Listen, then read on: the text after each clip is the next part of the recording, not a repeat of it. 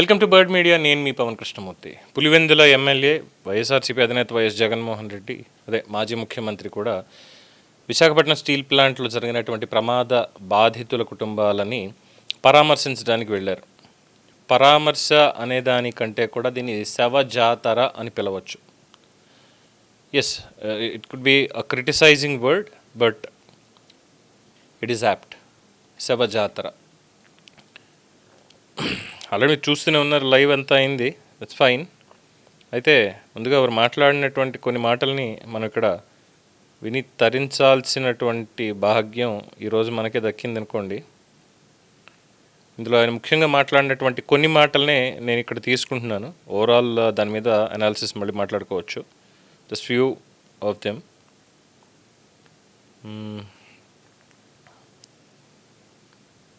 First సరే, ముందుగా ఈ వీడియో చూడండి.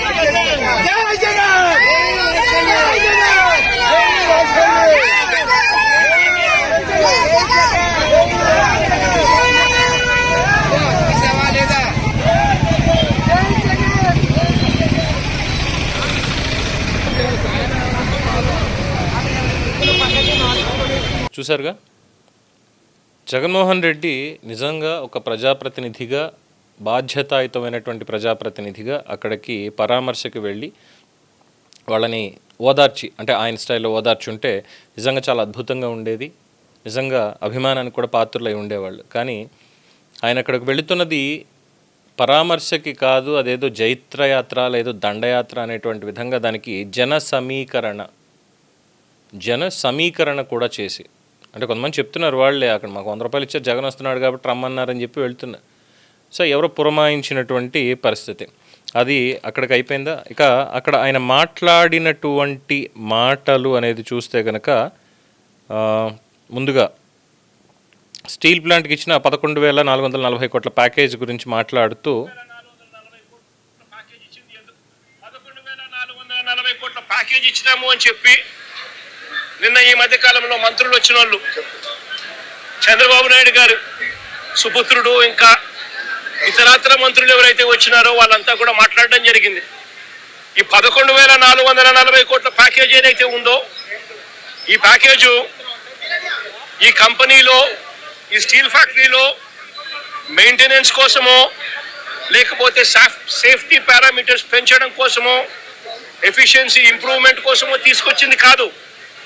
ఈ 11,440 కోట్ల ప్యాకేజ్ ఇచ్చింది ఎందుకు అని అంటే, విఆర్ఎస్ పంపించడం కోసం, జిఎస్టీ బకాయిలు కట్టించుకునే దానికోసం, బ్యాంకు లోన్లు కాస్తో కూస్తో తగ్గించుకునే దానికోసం, దీనికోసం ఖర్చు చేసేందుకు ఈ ప్యాకేజ్ ఇచ్చారే తప్ప దీంట్లో సేఫ్టీ పారామీటర్స్ని పెంచేందుకు కానీ, మెయింటెనెన్స్ కోసం కానీ, ఎంప్లాయీస్ బాగోగుల కోసం కానీ, వీటి కోసం కాదు ఇచ్చింది ఈ ప్యాకేజ్.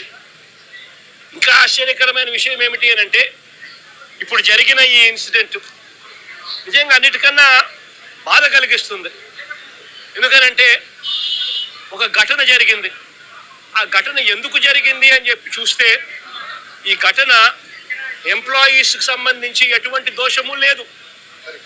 ఎంప్లాయీస్ చేసిన తప్పిదం ఎక్కడా లేదు. 11,440 ఇది ఒకటి 11,440 కోట్లు ఇచ్చిన ప్యాకేజీ ఎస్ నిజంగానే బ్యాంకులో, ఎందుకంటే ఈవెన్ ఎంప్లాయీస్ కూడా చెప్తున్నారు కాబట్టి దీన్ని పరిగణలోకి తీసుకోవచ్చు. అండ్ తర్వాత మాట్లాడాల్సినటువంటి మాట ప్రతి బాధితుడికి చెప్తా ఉన్నా, చంద్రబాబు నాయుడు గారి ప్రభుత్వంలో ఎక్కడైనా మానవత్వం లేక ₹1 ఇవ్వాల్సిన చోట వాళ్ళకు ఇవ్వని పరిస్థితి ఎక్కడైనా ఉంటే మాత్రం ప్రతి బాధితుడికి చెప్తా ఉన్నా, ప్రతి అక్కకు, ప్రతి చెల్లెమ్మకు, ప్రతి బాబుకు చెప్తా ఉన్నా, బాధపడాల్సిన పనుల కొంచెం ఓపిక పట్టండి. దేవుడి దయతో మన ప్రభుత్వం వచ్చిన వెంటనే 1 నెల తిరక్క మునిపే ₹1 రాష్ట్ర ప్రభుత్వం ఇచ్చి ఆదుకుంటామని చెప్పి ఖచ్చితంగా చెప్తా ఉన్నాం. అందులో ఇందులో ఇంకో హైలైట్ ఉద్యోగాలు కూడా మళ్ళీ ఆ కంపెనీలో ఇచ్చి ఇక 1.72 crores ఇంకొకటి నువ్వు ఇచ్చేదేందయ్యా బోడీ అని అడుగుతా ఉన్నా. వాళ్ళకి రావాల్సిందే, వాళ్ళ హక్కుగా వాళ్ళకి రావాల్సిందే, వాళ్ళకు వస్తూ ఉంది, వాళ్ళకి అది ఇస్తా ఉన్నారు, అది వాళ్ళకి ఇస్తా ఉన్నారని మీరు చెప్తా ఉన్నారు. ఇది నిజంగా ధర్మమేనా, న్యాయమేనా అడుగుతా ఉన్నా.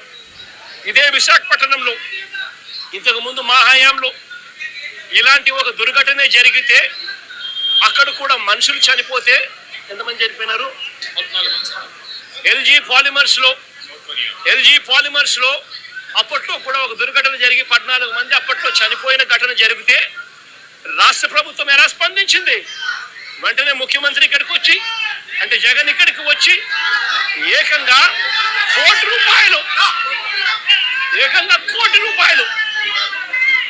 చనిపోయిన కుటుంబాలకు ఇచ్చి ఆదుకున్న పరిస్థితులు బహుశా దేశ చరిత్రలో ఎక్కడా కూడా జరగలేదేమో. ఒక్క ఆంధ్ర రాష్ట్రంలో జగన్ ముఖ్యమంత్రిగా ఉన్నప్పుడు చోటు చేసుకున్న ఘటన. ఏకంగా ₹1 వాళ్ళకి ఇచ్చి ఆ కుటుంబాలకు తోడుగా ఉండి ఆ వాళ్ళ సభ్యులు చనిపోయిన వాళ్ళకు ఉద్యోగాలు కూడా మళ్ళీ ఆ కంపెనీలో ఇచ్చేట్టుగా వైఎస్ఆర్సీపీ ప్రభుత్వం అప్పట్లో అడుగులు ముందుకు వేసి చేయించింది. ఇక 1.72 crores పదండి కట్టకట్టుకుని వెళ్ళి గంగలో దూకుదాం.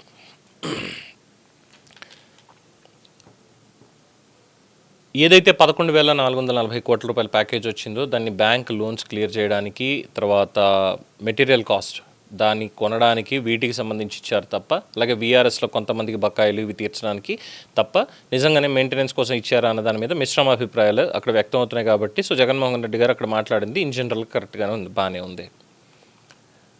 ఇప్పుడు భరోసా అంటే ఏంటి అమ్మ? ప్రభుత్వం మనకి ఇవ్వాలి కాబట్టి ప్రభుత్వం నుంచి మనం వచ్చేదాకా మనం డిమాండ్ చేద్దాం, మనం పోరాటం చేద్దాం, ఖచ్చితంగా మనది తీసుకుందామని చెప్పాలి. 3 ఏళ్ళు ఉంది ఇంకా. ఈ 3 ఏళ్ళు నేను గాలి తిరుగుతా, మీరు ఎంతమందిని పోగొట్టుకున్నా నేను వస్తా, శవయాత్ర చేస్తా, నేను అధికారంలోకి వచ్చిన తర్వాత ఒక్కొక్కరికి ₹1 ఇస్తా. ఎలా ఉంది మాట? వినడానికి చండాలంగా లేదు. సరే, ఇక 3వ పాయింట్లోకి వచ్చేసరికి ఏం మాట్లాడుతున్నారు? ఏమాత్రం మానవీయత ఉన్నా సరే గవర్నమెంట్ వాళ్ళు ఇచ్చేది, నువ్వు ఇచ్చేది ఆ బోడీ ₹1,72,00,000, నువ్వు ఇచ్చేది బోడీ అంటే ఈయన అడిగేది ₹1 ప్రకటించాలి అని. కానీ స్టీల్ ప్లాంట్ ఏదైతే RINL ఉందో వాళ్ళు ఇప్పుడు మొత్తం మెడికల్ ఎక్స్పెన్సెస్ వీటన్నింటికి కూడా వాళ్ళే వేరు చేస్తున్నారు. ఇమీడియట్గా ₹10 లక్షల తక్షణ సాయం. ఇది కాకుండా గాయపడినటువంటి వాళ్ళకి కాంట్రాక్ట్ ఎవరైతే పనిచేస్తున్నారో వాళ్ళకి 47 లక్షలు, చనిపోయినటువంటి వాళ్ళ కుటుంబానికి ₹1,72,00,000 ఇస్తున్నారు. 1,00,00,000 మీద 72 లక్షలు ఎక్కువే ఇస్తున్నారు కదా. 1,00,00,000 మీద 72 లక్షలు ఎక్కువే ఇస్తున్నారు కదా. అంటే ఇప్పుడు ఆ 72 లక్షలు వదిలేసి ఈయన ఇచ్చే 1,00,00,000 కోసం 3 ఏళ్ల పాటు వీళ్ళు అగత్యాలు పడుతూ అక్కడ ఉండాలా? అవమానపడుతూ ఉండాలా వాళ్ళు? జగన్మోహన్ రెడ్డి ఇస్తేనే ₹1, ఏదో శంఖంలో పోస్తేనే తీర్థం అన్నట్టుగా ఆయన ఇస్తేనే ₹1. మిగతా వాళ్ళు ఇచ్చింది ₹1 కూడా కాదు, ₹1,72 ఇవ్వండి అయినా కాదు. ప్రధానమంత్రి ఇచ్చింది అది కలుపుకొని ₹1,75,00,000 ఇవ్వండి అయినా కాదు, నేను ఇస్తేనే ₹1. ఇది ఎక్కడ దిక్కుమాలిన లాజిక్? రెండోది, ఎల్జీ పాలిమర్స్ ఘటన గురించి తీసుకొచ్చారు. ఆ రోజున ముఖ్యమంత్రి అంటే జగన్ వచ్చి ఇక్కడ ప్రకటించిన 14 మంది చనిపోయారు, ₹14 కోట్ల చెక్కులు ఇచ్చాము, ₹1 ప్రకటించి ₹14 కోట్ల ఇచ్చేసామని. ఎల్జీ పాలిమర్స్ ఆంధ్రప్రదేశ్ ప్రభుత్వం అందా లేదంటే సెంట్రల్ గవర్నమెంట్దా? It's a private company, right? Private కంపెనీలో ఇలాంటి యాక్సిడెంట్లు జరిగితే కాంపన్సేషన్ ఎవరు ఇవ్వాలి? Private company. ఆల్రెడీ హైకోర్టు కూడా చెప్పింది 50 కోట్ల రూపాయలు మీరు బ్యాంకులో డిపాజిట్ చేయండి, కోర్టులో డిపాజిట్ చేయండి అంటే అబ్బాబ్బే లేదు వాళ్ళు ఏం డిపాజిట్ చేయక్కర్లేదు, అదంతా మేమే చూసుకుంటాం, ప్రభుత్వమే ఇస్తుందంటే ఒక ప్రైవేట్ కంపెనీకి ప్రభుత్వం వాళ్ళ ప్రమాదంలో చనిపోయినటువంటి వాళ్ళకి ప్రభుత్వం ఇవ్వాల్సినటువంటి పని ఏంటి? ₹1 కోటి ప్రకటించారు. ఎంతమందికి ఇచ్చారు? సరే, బాధితులకు ఏమి ఇచ్చారు? ఖాళీ చెక్కులు ఇచ్చారు, అమౌంట్లు వేయకుండా. దానికి సంబంధించి కూడా ఉంది స్టోరీ. ఇంకా కొన్ని క్వశ్చన్స్ ఉన్నాయి. ముందు ఈ పర్టికులర్ న్యూస్ క్లిప్ ఒకసారి మనం చూసి, అంటే గతంలో మరి జగన్మోహన్ రెడ్డి గారు ₹1 కోటి ఇచ్చాను అని మాట్లాడినందుకు గాను మరి చెక్ చేసుకోవాలి కదా. దానివల్ల కేజీహెచ్లో చికిత్స పొందుతున్న ఒక బాధితుడి ఆవేదన ఇది. నా పేరు ఎం రాము, మాది వెంకటాపురం. ఘటన జరిగిన రోజు గ్యాస్ పీల్చడంతో స్పృహ కోల్పోయాను. ఆసుపత్రికి ఎలా వచ్చానో తెలియదు, పూర్తిగా ఆరోగ్యం మెరుగుపడలేదు. డిశ్చార్జ్ చేస్తున్నామని ఇంటికి వెళ్ళిపోవాలని చెప్తున్నారు. ఇదిగో మీ పరిహారం చెక్ అంటూ చెక్ ఇచ్చారు. తీరొస్తే అందులో ఎంత మొత్తం అనేది లేదు. మా పట్ల ఎంత నిర్లక్ష్యంగా వ్యవహరిస్తున్నారో అనే దానికి ఇదే నిదర్శనం అని ఆయన వాపోయాడు. చెక్ ఇచ్చారు, కానీ చెక్ మీద కనీసం అమౌంట్ ఎంత అన్నటువంటిది కూడా లేదు. పైపెచ్చు అది ప్రైవేట్ కంపెనీ. ప్రైవేట్ కంపెనీలో జరిగినటువంటి యాక్సిడెంట్కి ప్రైవేట్ కంపెనీయే బాధ్యత వహించాలి, ప్రభుత్వం కాదు. ₹1 ప్రభుత్వం కాదు ఇచ్చేది. బట్ ఇక్కడ పబ్లిక్ సెక్టర్ యూనిట్ ఇది, పిఎస్యులో దానికి ఉన్నటువంటి రూల్స్ అండ్ రెగ్యులేషన్స్ ప్రకారం కంపెన్సేషన్ కూడా వాళ్ళే ఇస్తారు. ఆ లెక్కలు చూసిన తర్వాత ₹1,72 నుంచి ₹1,75,00,000 ప్రమాదంలో చనిపోయినటువంటి వాళ్ళకి వస్తాయి. సరే, ఇది కూడా పక్కన పెట్టండి. ₹1 అని మాట్లాడుతున్నారు కదా, మరి ₹1 ఎన్ని ప్రమాదాల్లో ఇచ్చాడు ఈయన అనేది ఒక్కసారి లెక్క చూసుకుందాం. కచ్చులూరు బోటు ప్రమాదం, అక్కడ ఉన్నటువంటి అధికారి చాలా స్పష్టంగా చెప్పాడు, ఇది వెళ్ళడానికి వీలు లేదు అని చెప్పి. అయినా సరే వెళ్ళింది. ఎంతమంది చనిపోయారు చూసాం. ₹1 ఇచ్చాడా ఒక్కొక్క కుటుంబానికి? చనిపోయినటువంటి వాళ్ళ కుటుంబాలకి ₹1 ఇచ్చాడా? లేదు. ఆ తర్వాత తాడేపల్లిగూడ దగ్గర ఎక్కడో జరిగింది, పశ్చిమ గోదావరి జిల్లాలో ఒక సంఘటన. కల్తీ కళ్ళు ఏదైతే ఉందో, ఈత కళ్ళు ఏదో సంథింగ్, దాంట్లో అది తాగి మొత్తానికి చనిపోయారు. అక్కడ పోనీ ₹1 ఇచ్చారా? లేదే. ఇలా చెప్పుకుంటూ పోతే ఎన్నో సంఘటనలు జరిగాయి. మరి వాళ్ళందరికీ ₹1 ఇచ్చారా జగన్మోహన్ రెడ్డి గారు? లేదు. వాళ్ళకు కూడా ఏంటంటే రేపు వచ్చే 29 ఎన్నికల్లో ముచ్చటగా మళ్ళీ ఒకసారి దేవుడి దయ వల్ల ముఖ్యమంత్రి అయితే అప్పుడు ఇస్తారా ₹1? చాలా స్పష్టంగా చెప్పింది. మానవత్వం లేదా అంటూ లోకేష్ని లేదంటే పవన్ కళ్యాణ్ గారిని ప్రశ్నించడం. ఎవరికుంది మానవత్వం? అది ఆలోచించాలిగా. లేదు.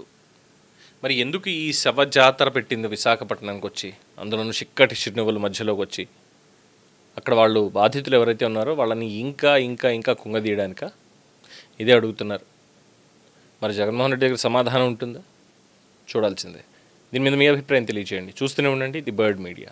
ఈ వీడియో మీకు నచ్చినట్లయితే లైక్ చేయండి, షేర్ చేయండి, సబ్స్క్రైబ్ చేయండి. మరిన్ని అప్డేట్ల కోసం మా వాట్సాప్ ఛానల్ను ఫాలో చేయండి.